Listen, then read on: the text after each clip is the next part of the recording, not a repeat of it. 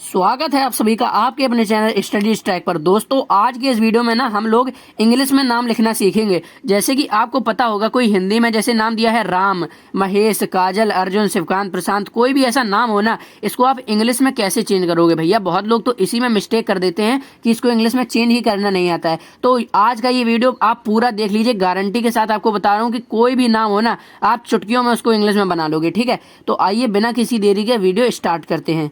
तो देखिए पहला क्या दिया है आपका राम, ये आपको क्या है इंग्लिश में इसका नाम लिखना है। तो देखना सबसे पहले आप क्या करना है कि आपको ये शब्द पढ़ना है। क्या लिखा है राम, इसमें सबसे पहला अक्षर क्या है रा। अब आपको थोड़ा भावनाओं को समझना है कि रा क्या है। रा से हमारा आर होता है इंग्लिश में, जो ये रा है ना, रा हमारा क्या होता है आर होता है रा से। ठीक है, तो क्या हम रा की जगह आर लिख सकते हैं? तो चलिए लिख देते हैं। अब इसके बाद राम लिखा है तो रा का तो बन गया भैया आर। ठीक है, इसके बाद आ, यानी कि ये जो आ है इसके लिए क्या आता है, आ के लिए आता है ए आता है। ठीक है, आ के लिए क्या आता है हमारा ए आता है, तो ये हमने लिख लिया आर। ठीक है, इसके बाद आ के लिए आता है हमारा ए, तो क्या हम आर के आगे ए लिख देते हैं। ठीक है, अब माँ, भैया माँ किसके लिए आता है, माँ आता है एम के लिए। ठीक है, जो एम है ना उसका प्रदर्शन हम माँ से कर सकते हैं, यानी कि अगर कहीं माँ लिखा है तो उसको इंग्लिश में हम एम लिख सकते हैं। इसी प्रकार दोस्तों हम अपनी इंग्लिश में नाम बनाते हैं, तो आर ए और यहाँ पर हम लिख देंगे एम। तो ये देखिए इसका जो राम का इंग्लिश में बन गया है ये इस प्रकार बना है। अभी आपको और भी ये देखिए शब्द लिखे हैं, इनसे आपको समझाएंगे, बहुत ही अच्छे से आपको समझ में आने वाला है। बस आप वीडियो को ध्यान से सुनते रहिए। अब देखिए दूसरा नाम है हमारा महेश। अब इसमें हमें क्या करना है कि सबसे पहले आपको ये तो आनी ही चाहिए, ये चीज़ आप अगर कहीं लिखी है तो देखिए उसको पढ़ लीजिए, याद कर लीजिए कि आ से ए को दर्शाते हैं, बा से बी को दर्शाते हैं, सा से सी को दर्शाते हैं, के से का को दर्शाते हैं। ठीक है दोस्तों, तो ये आपको क्या करना है, ये आपको हमेशा ध्यान रखना है। जैसे कि माँ से किसको दर्शाते हैं, एम को दर्शाते हैं। अगर माँ लिखा है तो उसको इंग्लिश में हम एम लिख सकते हैं। ठीक है दोस्तों, माँ लिखा है तो उसको हम इंग्लिश में एम लिख सकते हैं। का लिखा है तो उसको के लिख सकते हैं। जा लिखा है तो उसको जे लिख सकते हैं। अगर जैसे कि जा लिखा है तो इसको हम जे लिख सकते हैं, जे। ठीक है, तो ये सब आपको इतना तो पता ही होना चाहिए। ठीक है, और आपको पता भी होगा। तो अब देखिए महेश हमें बनाना है, तो सबसे पहला अक्षर क्या है देखते हैं, माँ है। तो माँ से हम किसको प्रदर्शित कर सकते हैं, एम को, तो यहाँ लिख देंगे हम एम। ठीक है, अब इसके बाद माँ के बाद अब क्या है, हा है। तो अब सबसे पहले आपको समझना है, बच्चे ये गलती कर देते हैं कि सबसे पहले एम लिखते हैं, अब हा का एच बना देते हैं। ठीक है, तो अब इसमें एम एच डायरेक्ट हो जाता है, उसके बाद महेश, तो इस तरह से स्पेलिंग बना देते हैं। लेकिन दोस्तों ये गलत होती है। जब आपके सामने माँ और हा, जैसे कि ये कोई भी वर्ड हैं जिनमें बीच में कोई मात्रा नहीं लगी है, अब जैसे कि यहाँ पर महे लिखा है, केवल महे लिखा है, तो आप इसको ऐसे थोड़ी लिख दोगे कि माँ का एम और एच, हे का एच और ए, इस तरह आप इसको नहीं लिखोगे। तो आपको एम ए एच ई लिखना पड़ेगा। यानी कि अगर इसमें कोई बड़ा आ की मात्रा है तो आप उसके लिए तो ए देंगे, लेकिन अगर बड़ा आ की मात्रा नहीं भी है, बड़ा आ की मात्रा नहीं भी है, तब भी अगर दो जो शब्द हैं, यानी कि ये जो दो अक्षर हैं माँ और हा, ये एक दूसरे से सटे हैं और इनके बीच में कोई मात्रा नहीं है, फिर भी आपको एक ए लगाना ही होता है, क्योंकि उसमें एक छोटा आ छुपा ही रहता है। ठीक है, तो महेश आपका लिखा है तो एम के बाद आपको एक छोटा ए लगाना ही पड़ेगा। ठीक है, अगर आ की मात्रा होती तब भी हम छोटा ए लगाते, और अगर आ की मात्रा नहीं है तब भी हम ए लगाएंगे। तो एम ए हो गया। अब हा के लिए क्या आता है, एच आता है, तो एच लिख देंगे। अब ए है, ए यानी कि आप समझो ए यानी कि ई, ए ई, तो आपके लिए इंग्लिश में क्या आएगा, ए के लिए ई आएगा, तो महे। अब इसके बाद श।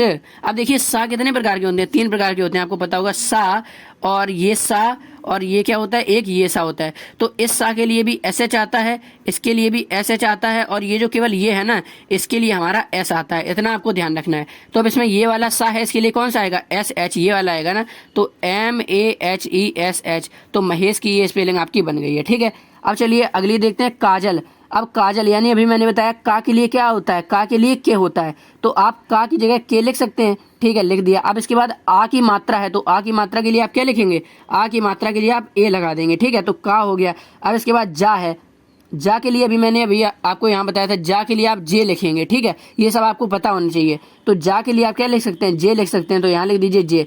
अब मैंने आपको एक चीज़ बताई थी कि का जल लिखा है, अब यहाँ पर का के बाद एक आ की मात्रा है तो इसलिए हम ए लगाएंगे, लेकिन अब यहाँ पर जा और ला, इसके बीच में तो कोई मात्रा नहीं है, कोई मात्रा नहीं है ना, तो जब कोई मात्रा नहीं होती है तो हमारा मैंने बताया कि एक आ छुपा ही रहता है, ठीक है। तो जा और ला के बीच में आप जे और एल डायरेक्ट नहीं लिखेंगे, तो आप जे के बाद ए आपको लगाना ही पड़ेगा। अगर डायरेक्ट कोई दो वर्ड ऐसे लिखे हैं जैसे जा और ला, इनके बीच में कोई मात्रा नहीं है, फिर भी आपको एक ए लगाना ही पड़ेगा। तो के ए जे ए और ला से होता है हमारा एल।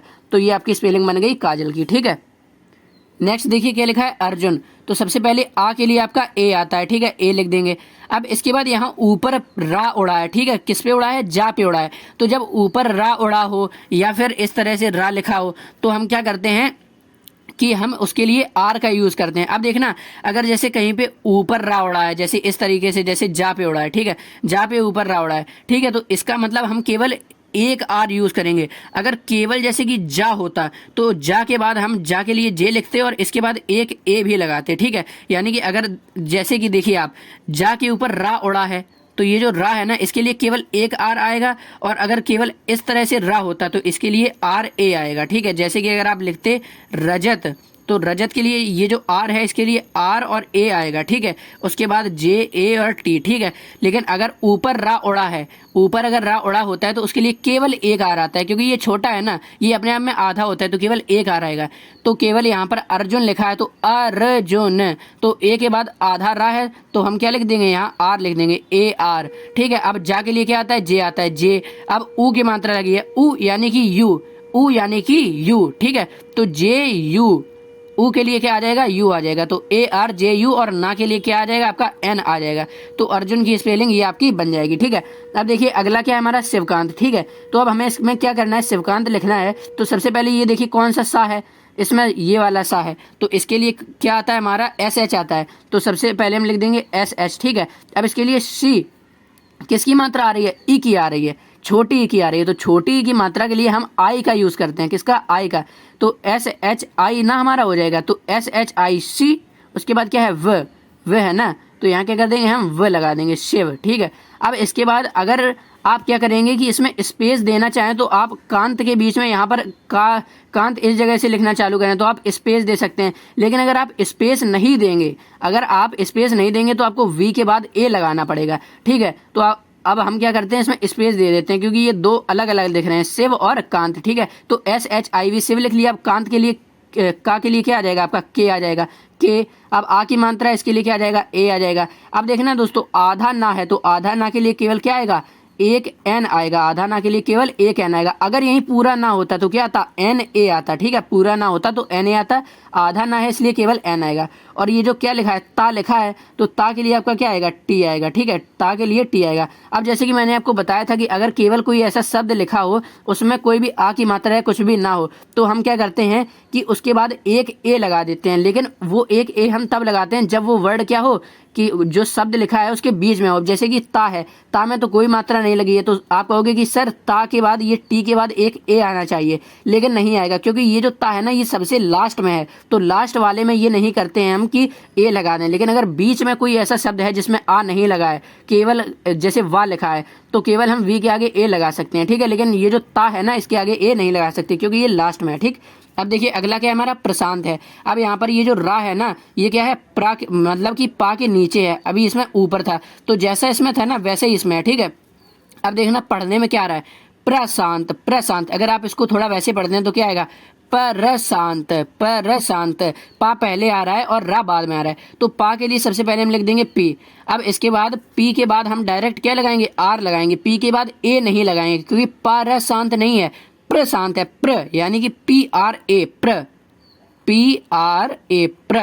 अब इसके बाद ये वाला सा है, इसके लिए क्या आएगा, एस एच आ जाएगा, तो एस एच। और अब इसके बाद बड़े की मात्रा है तो क्या आ जाएगा, आपका ए आ जाएगा। आधा ना है इसके लिए एन आ जाएगा, और ता है इसके लिए क्या आ जाएगा, टी आ जाएगा।